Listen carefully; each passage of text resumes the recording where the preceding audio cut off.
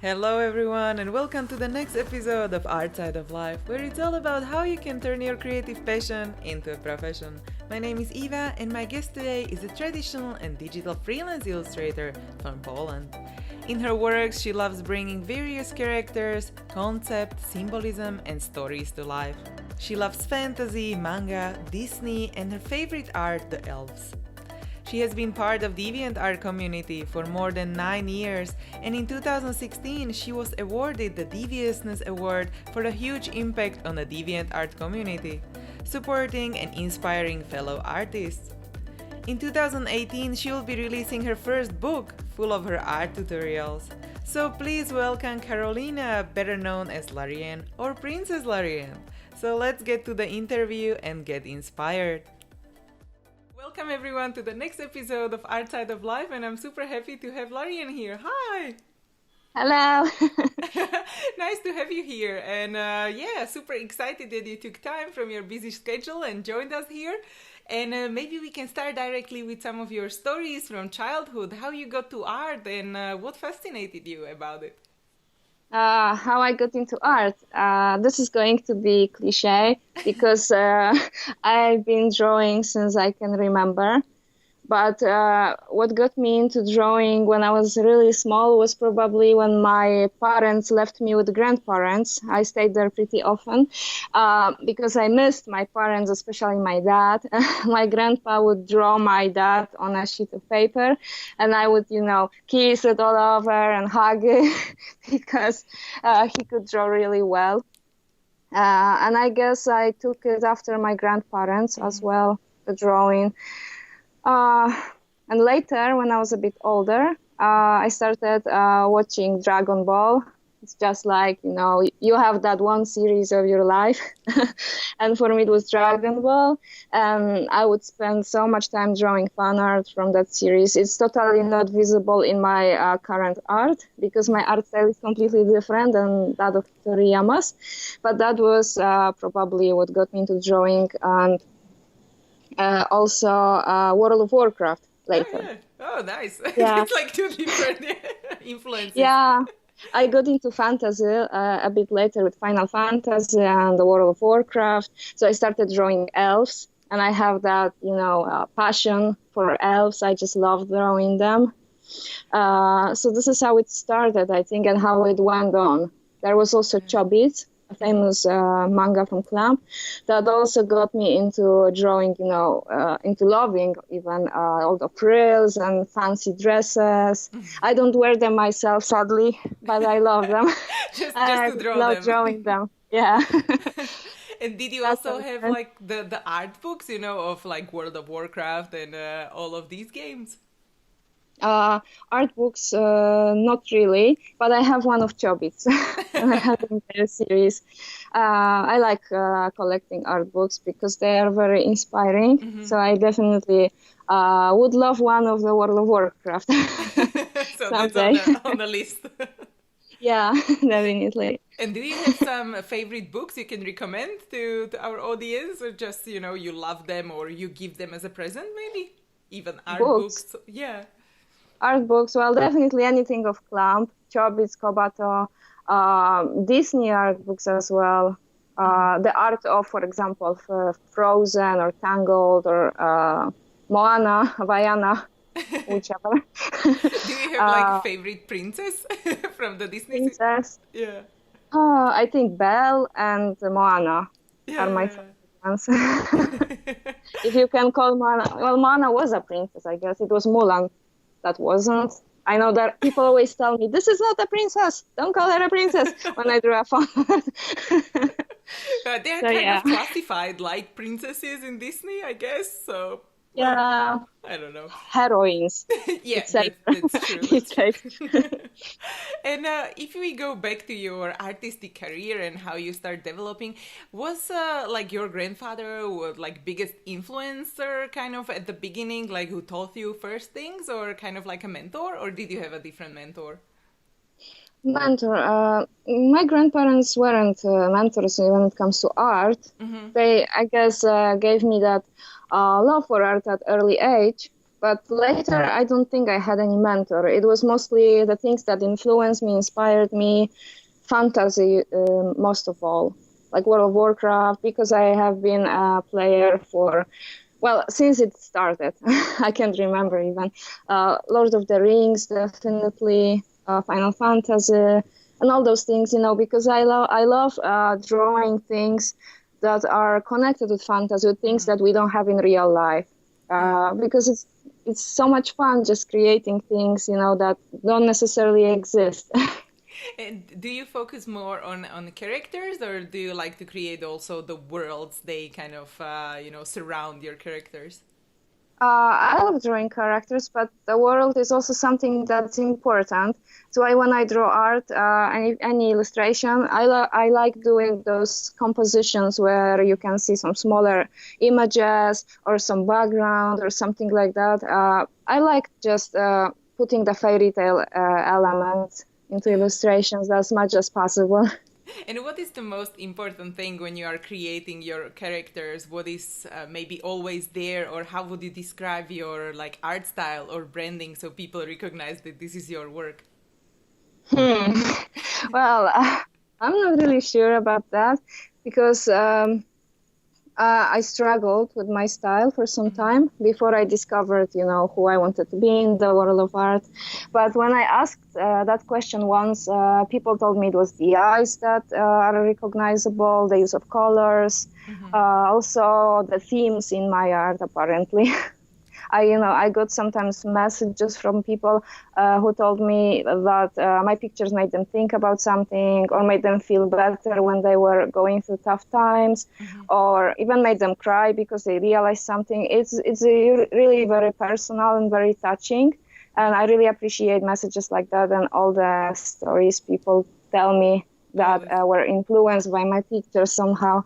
Oh, that's really nice. And then you started creating your own stories as well, right? Or it's something I saw on Instagram that you write more descriptions and Oh like yeah. about the characters. Is there Yeah, something coming up? I like doing that. Not really. I just like doing that. I like giving some backstory, even if it's a short backstory for my drawings. I like doing doing that. People tell me I should uh, write something, but I don't think I'm that good of a writer. But maybe it can be connected with your illustration, some book in the future, you write some story with your illustration and kind of combination of that. Yeah, maybe like that. At the most, I'm not really a good writer. Otherwise, I don't think so.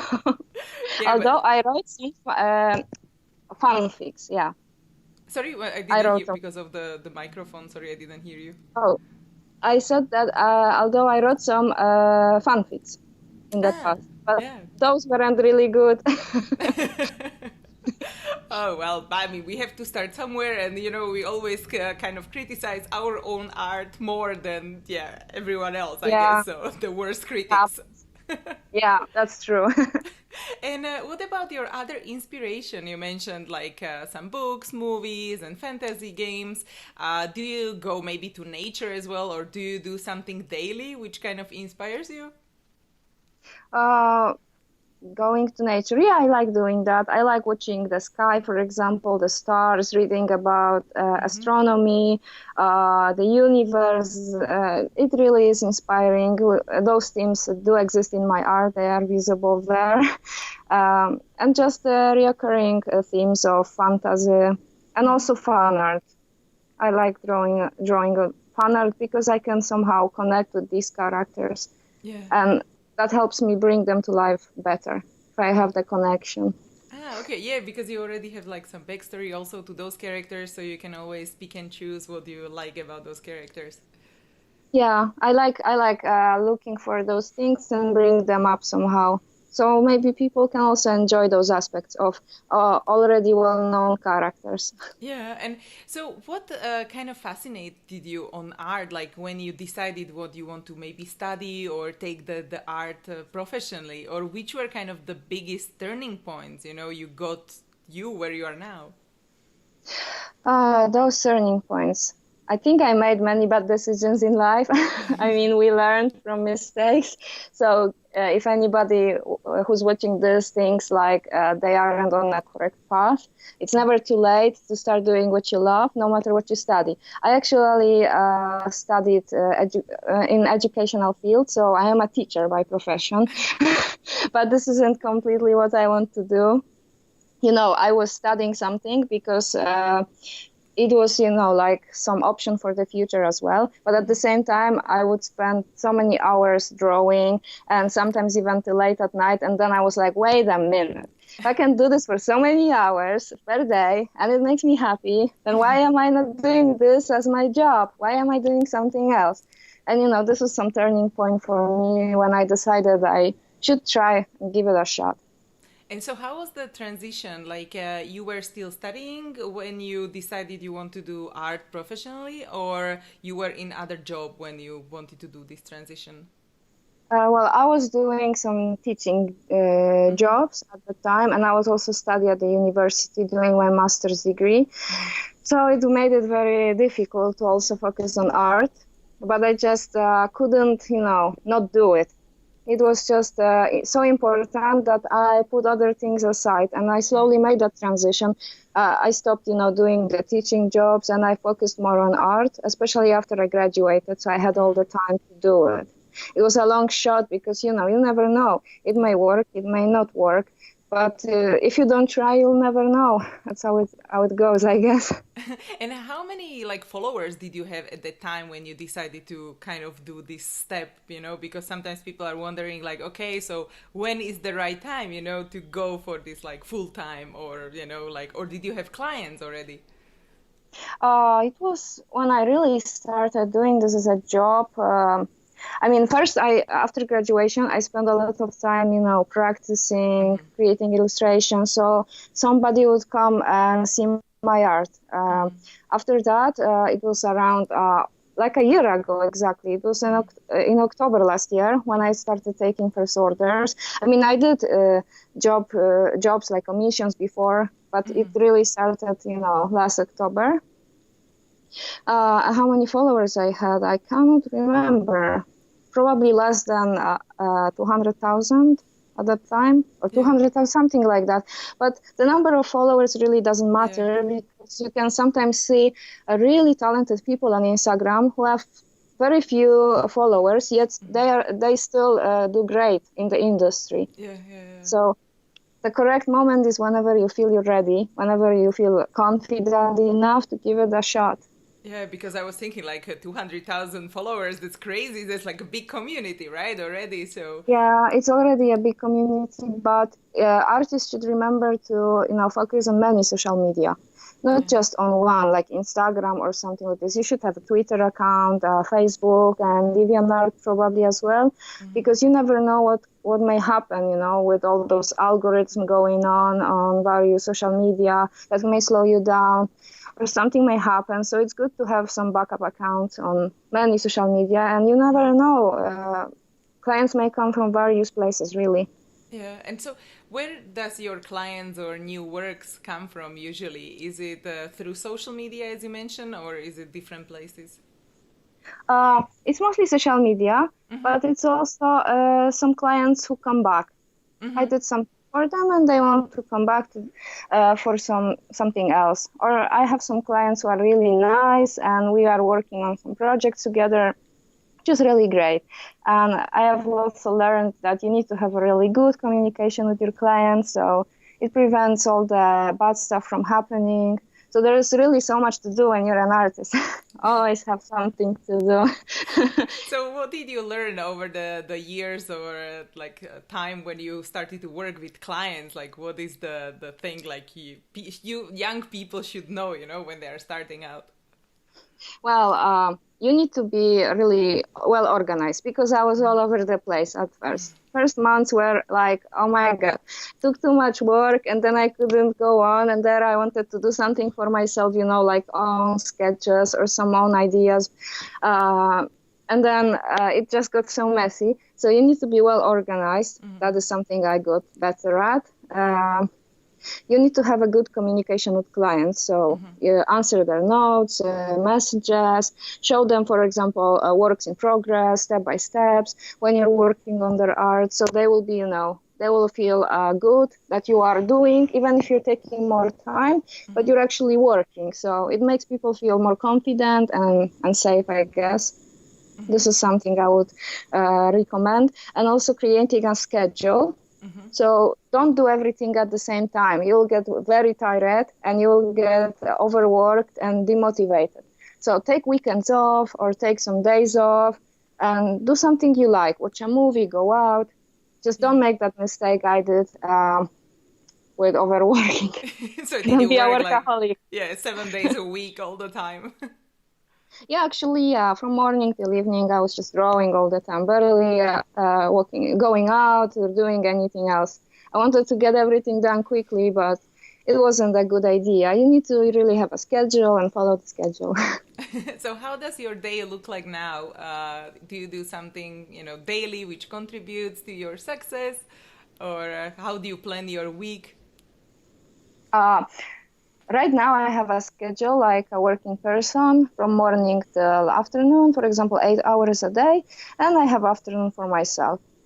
I mean, I still get contacted by people because, it's like they live in different time zones. It's evening for me, it's morning for them. Yeah.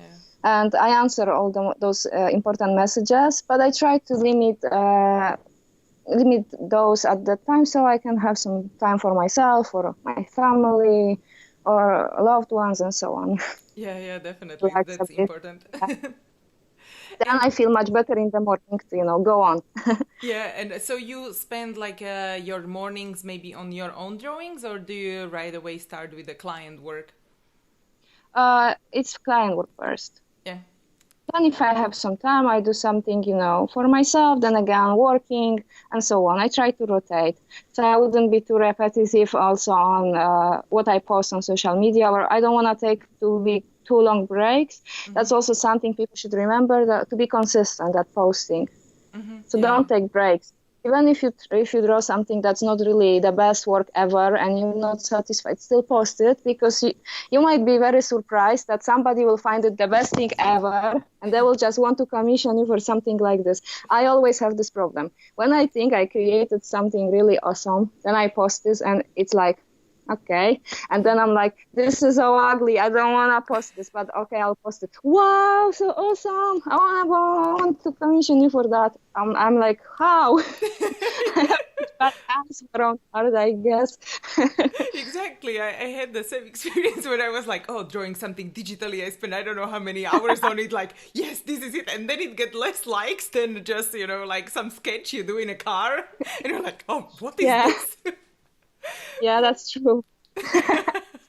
But it's fun. But yeah, and when we talked about the social media, can you share maybe some tips or something you learned as well, like over the years? You mentioned that it's nice to be on different platforms, or is there something else you can advise young artists or someone starting out?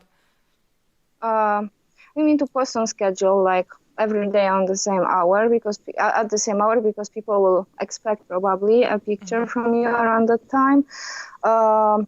Also, different things work for different social media. I noticed that Instagram is really good for traditional art. I mean, people really like traditional art on Instagram. Meanwhile, on DeviantArt, I think digital illustrations are really doing well there. I noticed those trends are switching, really. I think that there is lack of anime at the currently, for example, in DeviantArt. So when somebody posts really nice illustrations in manga and anime, then they do really well. I think you need to observe what's trending on social media and what things are popular as well, and when to post. I mean, post every day if you can. If you can't, and at least every second day, get something out there. Be consistent for at least a year, and I think it will bring results sooner or later. That sounds nice. And what about if someone would like to do what you do now? What did you started with? Maybe some tools you used back then, and maybe what you use now? What if you have like some favorite pen or favorite marker? Well, first of all, if you want to do what I did, if you're one of those people who spend sleepless nights trying to draw and you get frustrated and you think like you want to give up and that it will never work, then you're on the right track. Just you cannot give up. Never give up. This is one thing that I would tell people to not give up. And when it comes to tools, I started with colored pencils, and it was horrible for me because this medium is, for me at least, it's very slow. Mm-hmm. So, I started doing those bigger areas with watercolors. Mm-hmm. I bought some set for €2. And I started, drawing dresses and then hair and then background. And slowly it moved towards the point at which only the skin was done with colored pencils. And then I moved towards Copic markers. Mm-hmm. So I started mixing watercolors and Copic markers. And when it comes to brands, Dr. P.H. Martin's watercolors and just Copic markers. I think Copic markers are really the best out there. And those watercolors I mentioned, they have really good, strong, and vivid colors. Yeah, like a good pigmentation. I need to try them as well. Yeah. Yeah, they are really amazing. I recommend them, and I get asked about them, so this is what I use. And I stayed with those two media. Mm-hmm. But I also want to move towards digital art and mixed media in general. So I started with mixed media, to make transition, and I'm also practicing some digital illustrations when I have time. Oh. I made some already, and it's still not what I want, so I keep practicing whenever I have time. Which I don't have. It's a never good time. But yeah. And do you have like a favorite color from the St. Martin's watercolors? Like the shade, or how do you call it? The blue colors. I can't remember exactly the name, and I don't have them nearby, but it's turquoise. Not sure how you pronounce this. Yeah, turquoise. I think. Yeah. And also... I like pink and purple colors. I think blue, pink, and purple are my favorite colors to use together, and it's also quite visible in my artworks. I used to do art back then in the past only with blue and black. It's like it was all the time blue, black, and gray. People got tired. Do something else. And everybody was so happy when I drew some grass. But at least it was recognizable because it was your color palette, right? Yeah, but I had to, move from that point. And now digitally, how do you approach learning when someone is starting out as well? They can be overwhelmed, like, oh, I need to learn how to draw eyes and hands, and I need to learn color and everything. So do you try to approach everything at once with the digital tools, or how would you advise people to start learning? Or do you have some go-to books which are good you like, or the online tutorials or something for learning? You mean drawing in general? Yeah, or something what helped you, maybe. Oh, practice. This is the golden tip everybody will give you. You need to practice, and I promise, with practice, you'll get much, much better. But when it comes to tutorials, there are some good tutorials on DeviantArt and around the internet, really, whatever you're looking for. So there are good tutorials, but what I like the most is hands-on approach. So I just like, instead of reading, I just like practicing things, just go and do it. So when it's, for example, right now with digital art, so I just make a sketch. And then I just try to color every element, try to learn something, how to color hair, how to color background, how to color metals, for example. I look for tutorials, and I also practice what looks good. And also, when I knew I wanted to try some digital art, I started doing more with my traditional art, like, add some more depth and lighting, for example, to characters.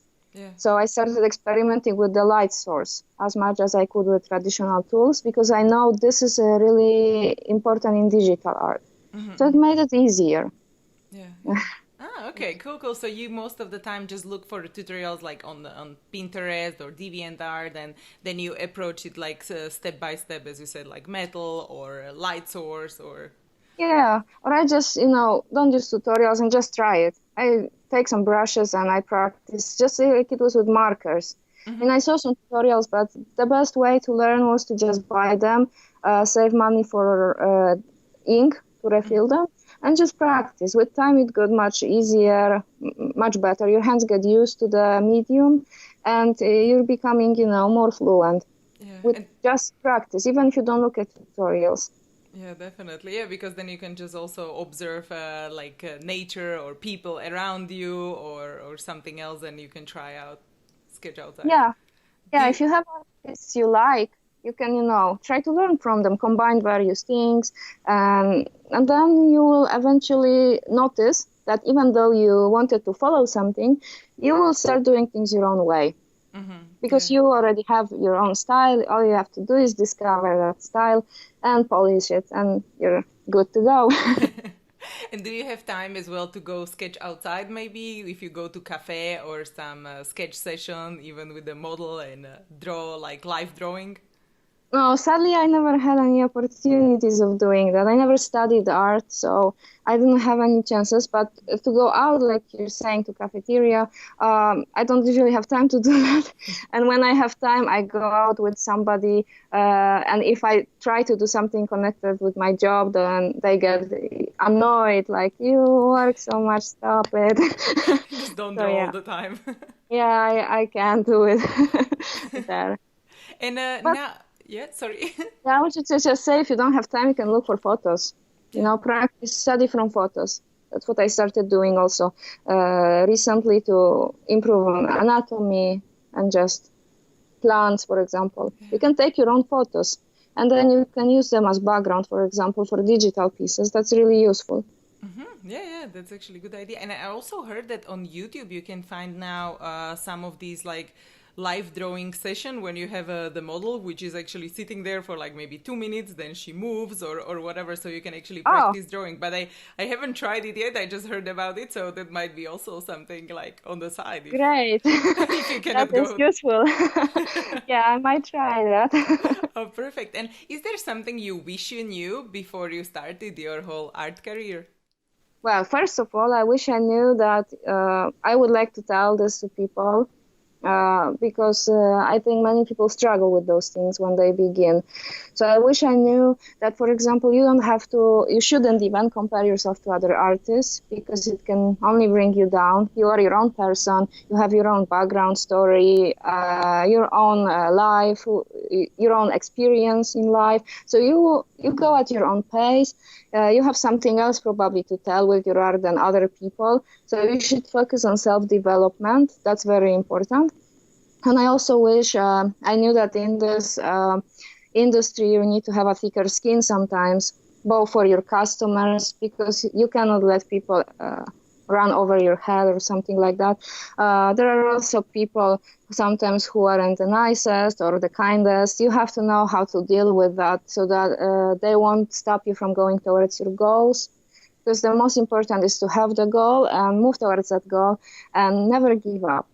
That's really something I would tell anyone. That's really, that's good. Yeah, just to keep going and keeping inspiring each other and everything, like just I like comparing this to a horse. Horses have those covers here. Sometimes you need to have the cover to go straight. Don't look around. Don't get distracted, because you may get discouraged or something like that. Just focus on whatever is your goal and move forward. Yeah. And do you have maybe also some advice when you are starting out and you don't know how to price your commissions or how to calculate something like that? Is there like an amount you wouldn't go under when you are starting out, or calculating from salaries around you and like dividing? Or how do you think people should calculate their first price or whatever, or ask their friends? Or how did you find out how much you should ask for at the beginning, or from who? This is always a problem for me, even until now. But what can we do as artists? The biggest problem for artists is probably the fact that many people believe art should be cheap because it's just drawing pictures. So people struggle with setting correct prices. Meanwhile, art is some sort of personalized commodity that is worth, for for the time you spend on it, for your personal touch, for being handcrafted, and handcrafted things are usually pricey. You should probably set a price that will make you satisfied, will make you happy, will cover for the time you spend on your picture, and also depending on how confident you feel. If you, I mean, at the beginning, probably I would recommend a lower price, that lower, I'm not saying low, but a tad lower, so that if you see you have lots of interest, you can gradually raise prices. That's what I see that people do pretty often. Yeah. Until they're satisfied. I mean, I started when I had my first commissions. They were fully colored illustrations for around $18. That was so cheap, and it made me really discouraged from doing commissions for a long time because I spent so much time. I used those markers and so on, which I had to refill, and it really didn't bring anything back. Yeah. So I needed to take more time to get better. And I set some prices, and people are okay with them. So I think I was able to find that price for myself, and others should do something similar. Set some price, just start somewhere. You can always raise prices gradually, or lower them if you overprice your pictures. Definitely, because like at that the also beginning. happens. Yeah. And when you work with clients and they approach you, do you tell them how much you charge, or do you first ask them what is their expectation?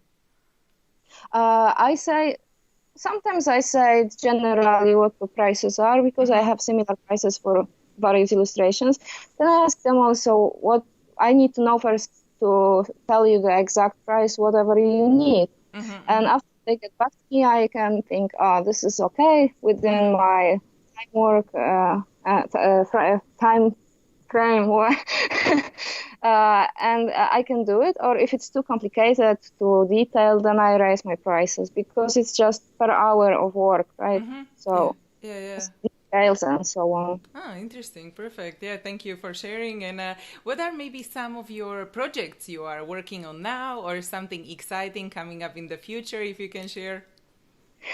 Projects. I have some projects. This is actually the first time I'm going to say this, but there's going to be a tutorial book from me coming out, published by a publisher. And I will certainly post more about it when the publishing date is, the release date is closer, when I will know the release date. I work on some other projects, on some coloring books, and also personal projects which I want to get out. I would really like to make some art book connected with my eye tales, in the simple drawings with eyes that tell some stories. I would like to publish some mini book with that. I have also some projects connected with my surreal girls, so the black girls with some color that expresses emotion. I would like to do something more about this after I get some of my job done, so I have more free time to focus and take some small break from professional work and commercial work, so I can do something for myself as well.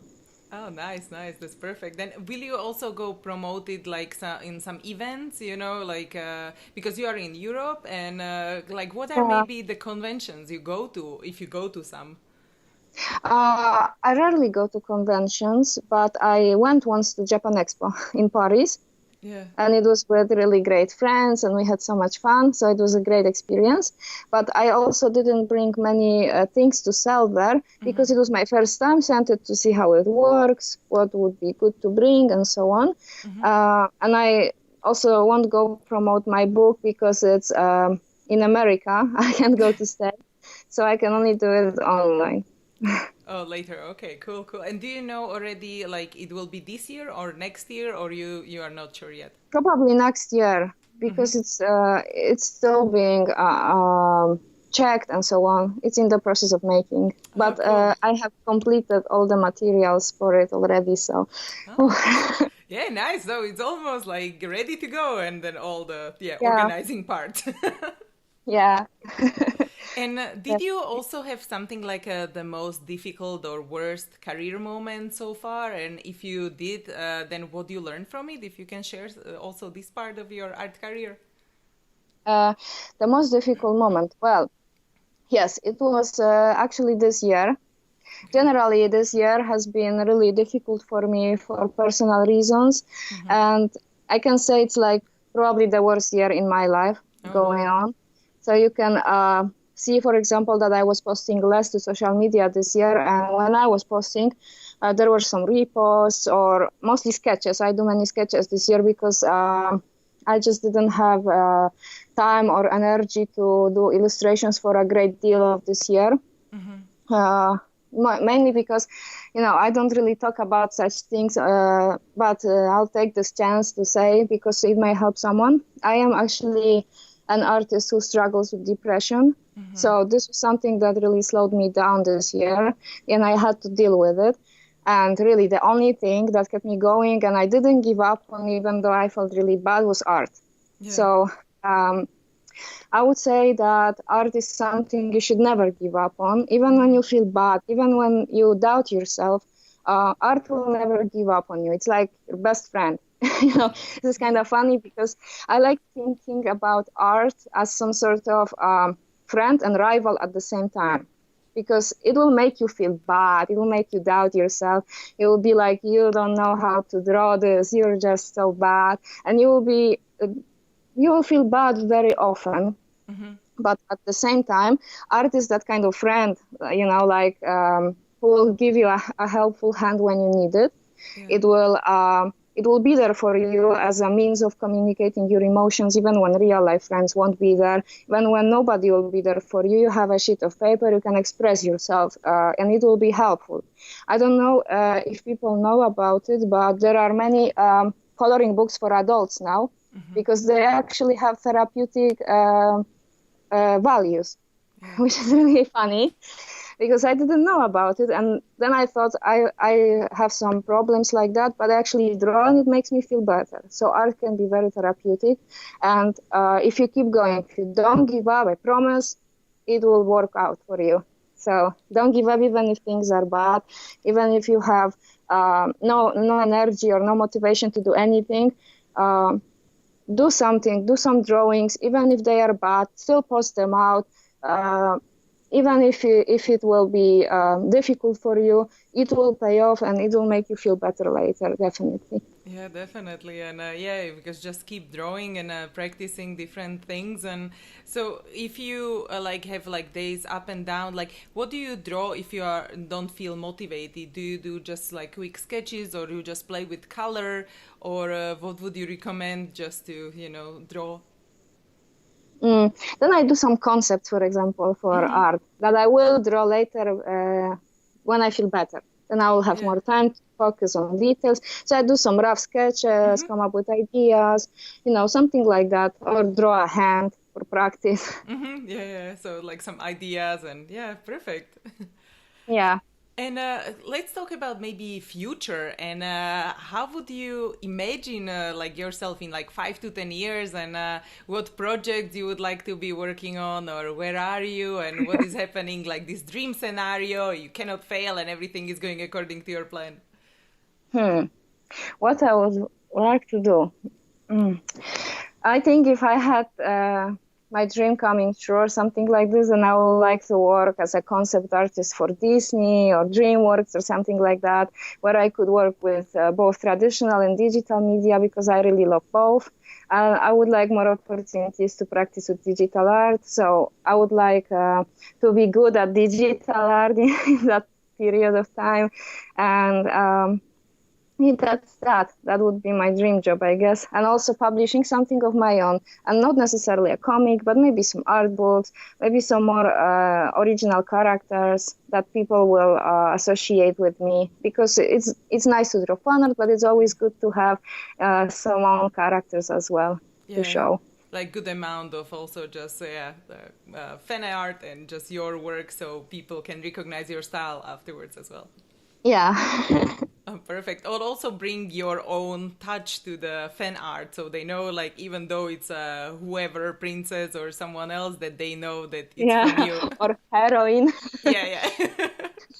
And my last question would be about far future, and I would like to know, what would you like to be remembered for in 100 years or more? Well, I have no idea because maybe, you never know what future holds. What we may still come up with that might turn out to be our Magnus Opus or something like that. So we would, Opus Magnum, actually. So we would like to be remembered for. But I guess I would just want people to return to my art when I'm not here anymore. Just in the same way we return to favorite cartoons from childhood or something like this, to music. Just something people will like looking at. It will make them feel happy. It will make them smile in some ways. It will make them connect, perhaps as well, because I think it's important to create that link between the viewer and the piece of art in any way. So I like conceptual art, emotional art as well, because people can relate to that. I can relate to that while creating it. So I would like something like this, some bond between my art and people. So they will just like looking at it even when, I won't be able to post anything anymore. Perfect. Yeah, I think that would be really nice. And maybe before we also finish, you can share like last piece of guidance or key takeaway, and then we will say goodbye. What I could say is don't let people bring you down. Go on, don't doubt yourself, don't compare yourself to other artists, don't give up on art no matter how difficult times are. If things are bad, try to use art as something therapeutic for yourself, and just try to find the essence you have in you. I mean, I believe everybody has that unique artistic essence because everybody's unique. So try to find that essence. Try to ask yourself who you would like to be in the world of art, what you would like to do, what story you have to tell us, because we're waiting to hear your story. And just be yourself. And I'm sure this will be a great addition to the community of artists, to the world of art. So we're waiting for you too. Yeah, definitely Don't agree. give up. Perfect. Okay. Yeah. So thank you so much again for being here. It was so much fun. Thank you for having me here. I'm really humbled by this experience, by your invitation to be next to all those amazing artists you had invited and who will be invited still. So thank you really very much for this chance. Oh, thank you so much. It's my pleasure, and I'm really happy that you took time to inspire young artists or everyone who is listening. And just, let's keep this community growing, and it's so exciting. Perfect. Yeah. So thanks everyone for joining. Oh, thank you. And thanks everyone for joining, and see you in the next episode. Bye. Hey guys, if you enjoyed this video, don't forget to give it a thumbs up and let me know in comments. Also, please subscribe to my channel for more videos because I post new interview every single workday. You can also find the resources mentioned in this episode at artsideoflife.com. Just type a guest name in the search bar. There is also a little freebie waiting for you, so go check it out. If you want to listen to the interviews on the go, make sure to check out the podcast episodes at artsideoflife.com/podcast. Thank you so much for watching. I really appreciate you, and don't forget to inspire each other. I will see you guys in the next episode.